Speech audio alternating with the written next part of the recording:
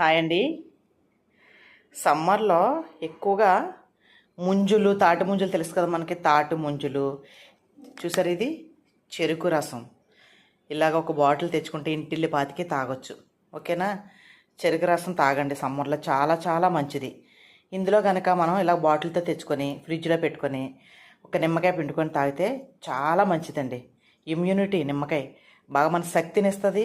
తర్వాత ఇది బాగా చలవ. చెరుకు రసం అంటే ఇంక ఇందులో ఏమి కలపరు కదా. చెరుకు నుంచి వచ్చే జ్యూసు ఓన్లీ చెరుకు రసం కాబట్టి సమ్మర్ కదా, చక్కగా ఎండలు కాసినప్పుడు ఇందులోనే సబ్జా గింజలు ఉంటాయి తెలుసు కదా మనకి. సబ్జా గింజలు కూడా నానబెట్టుకొని కలుపుకొని తాగితే ఇంకా మంచిది. మంచి శక్తి. ఈ వేసవకాలం వచ్చేటప్పటికి మనకి ఒంట్లో వాటర్ అంతా చెమట రూపంలో పోయి సాయంత్రం అయ్యేటప్పటికి నీరసపడిపోతాం. కానీ ఇలా గనక మనం రోజు విడిసి రోజు తాగగలిగితే చాలా మంచిది. సబ్జా గింజలు తెలుసు కదా.